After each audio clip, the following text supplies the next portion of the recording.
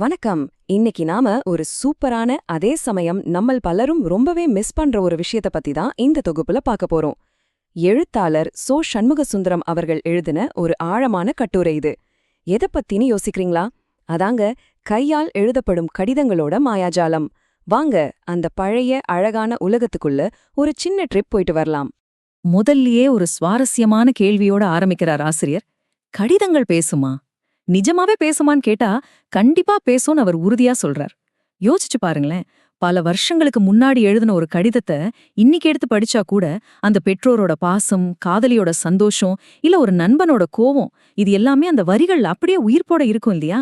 அந்த வார்த்தைகள் வெறும் மை கிடையாதுங்க, அது மனித உணர்வுகளோட நேரடி சாட்சி. கடிதம் எழுதுறதுங்கிறது ஏதோ ஒரு தகவலை பேப்பர்ல எழுதி அனுப்புற விஷயம் மட்டும் கிடையாது. ஆசிரியர் இதுக்கு விரல் முத்திரை அப்படின்னு ரொம்ப அழகான ஒரு பேர் வைக்கிறார். பேனாவை பிடிச்சு நாம எழுதும்போது நடக்கிற அந்த உடல் ரீதியான செயல்பாடு இருக்கே, அது நம்ம கை விரல்களுக்கு ஒரு சூப்பரான யோகாசன மாதிரி செயல்படுதான். விரல்களுக்கான ஒரு புதிய மருத்துவ சிகிச்சைன்னு அவர் சொல்றது கேட்கவே ரொம்ப ஆச்சரியமா இருக்குல்ல? சரி, கடிதம் எழுதுறது ஒரு பக்கம் இருக்கட்டும். இந்த தபால் சேவை இருக்கே, அதுல நடக்கிற காமெடிக்கு அளவே இல்ல. இன்னைக்கு நாம மூச்சு விடவே நேரமில்லை, இதுல எங்க உட்கார்ந்து லெட்டர் எழுதுறதுன்னு இமெயில், வாட்ஸ்அப் உலகத்துல அழுத்துக்கிறோம். ஆனா அந்த காலத்துல தபால் ஆபீஸ்ல வரிசையில நின்னு ஸ்டாம்ப் வாங்கி எச்சில் தொட்டு ஒட்டி பெட்டியில போட்டதுக்கு அப்புறமும் இது கரெக்டா போய் சேருமான்னு ஒரு தவிப்பு இருக்கும் பாருங்க. அந்த பழைய தவிப்பே ஒரு தனி சுகந்தாங்க.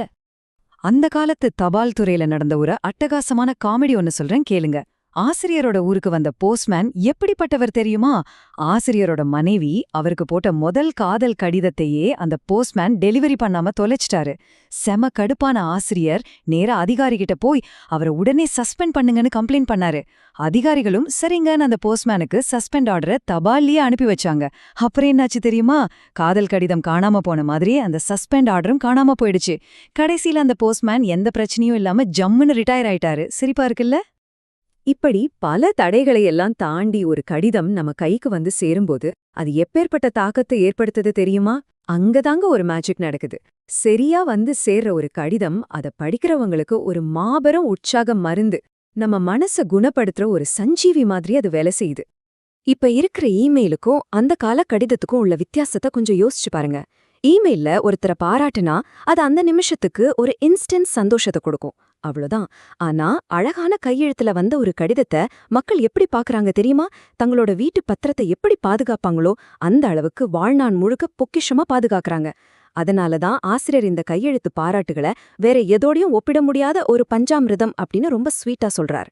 எந்த பெரிய பணபலமும் இல்லாத ஒரு சாதாரண சூழ்நிலையில 1986ல தன்னோட 22வது வயசுல ஆசிரியர் இந்த கடிதம் எழுதுற பழக்கத்தை ஆரம்பிச்சார். அவர் அனுப்பின கடிதங்கள் வெறும் காகிதங்களா மட்டும் இல்லாம நிஜ மனிதர்களோட வாழ்க்கையில எவ்வளவு பெரிய ஆழமான மாற்றங்களை ஏற்படுத்தியிருக்குன்னு கேட்கும்போது சத்தியமா நமக்கு புல்லரிக்குதுங்க. இந்த ஒரு சம்பவத்தை கேளுங்க, உண்மையிலேயே உங்களை நெகிழ வைக்கும். ஆந்திராவுல இருக்கிற 80 வயசான ஒரு எழுத்து மேதைக்கு ஆசிரியர் ஒரு கடிதம் எழுதுறார். அந்த முதியவர் ரொம்ப சந்தோஷப்பட்டு அதை தம் வீட்ல இருந்த விதவ மருமகள் கிட்ட காட்டுறார். கடந்த 5 வருஷமா வாழ்க்கையில சந்தோஷத்தையே தொலைச்சிட்டு ஒரு முறை கூட சிரிக்காம இருந்த அந்த பெண் இந்த கடிதத்தை படிச்ச பிறகுதான் முதல் முறையா புத்துணர்ச்சியாகி சிரிச்சு தன்னோட இயல்பு வாழ்க்கைக்கு திரும்பியிருக்காங்க. ஒரு சின்ன கடிதம் ஒரு மனுஷியோட உயிரையே மீட்டெடுத்திருக்கு பாருங்க. எவ்வளவு பெரிய விஷயம் இது! சாதாரண மக்கள் மட்டும் இல்லங்க, மருத்துவத்துறையில இருக்கிற பெரிய டாக்டர்களுக்கே இது எவ்ளோ பெரிய பூஸ்ட் கொடுத்திருக்கு தெரியுமா? ஒரு புகழ்பெற்ற மகப்பேறு மருத்துவ நிபுணருக்கு ஆசிரியர் ஒரு பாராட்டு கடிதம் எழுதினார்.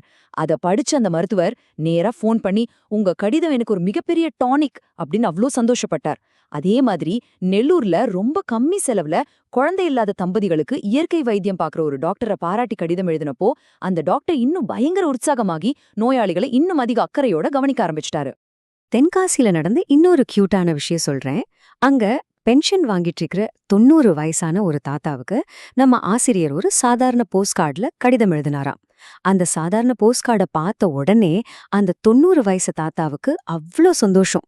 ஒரு சின்ன குழந்தைய தூக்கி போட்டு கொஞ்சுவோம் இல்லையா, அதே மாதிரி அந்த போஸ்ட் கார்டை அவர் கொஞ்சினாராம்.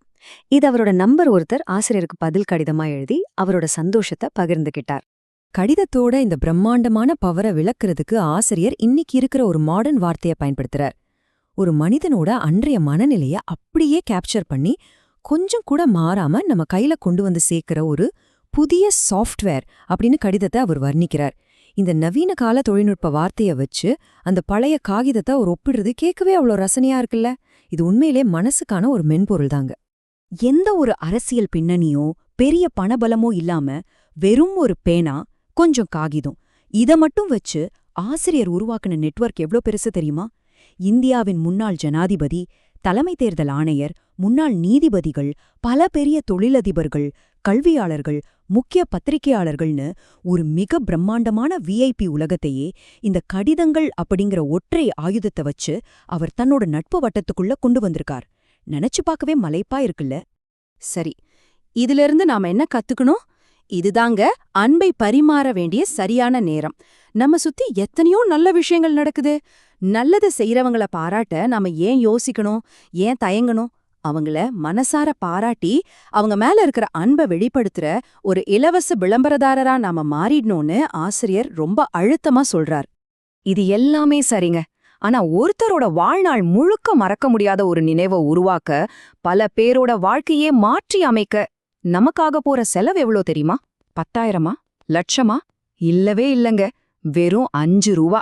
ஆமாங்க, அந்த 5 ரூபாய் ஸ்டாம்ப் போட்டப்பட்ட ஒரு கடிதம் 30 வருஷம் கழிச்சு எடுத்து படிச்சா கூட அதோட மதிப்பு ஒரு துளி கூட குறையாது. ஒரு அழகான கடிதம் அப்படிங்கிறது ஒரு வண்ண பட்டாம்பூச்சி மாதிரி பறந்து போய் அத படிக்கிறவங்களோட மனசுல புது புது வண்ணங்களை தூவுற ஒரு அற்புதம். இப்போ உங்களுக்கான கேள்வி இதுதான். உங்கள நேசிக்கிறவங்களுக்காக, உங்க மேல அக்கறை வச்சிருக்கிறவங்களுக்காக ஒரு 5 ரூபாய் ஸ்டாம்ப் போட்டி அந்த பட்டாம்பூச்சி மாதிரியான ஒரு கடிதத்தை நீங்க இன்னைக்கு யாருக்கு எழுத போறீங்க? உடனே ஒரு பேனாவை எடுங்க, மனசுல இருக்கிற அன்ப காகிதத்துல எழுதுங்க.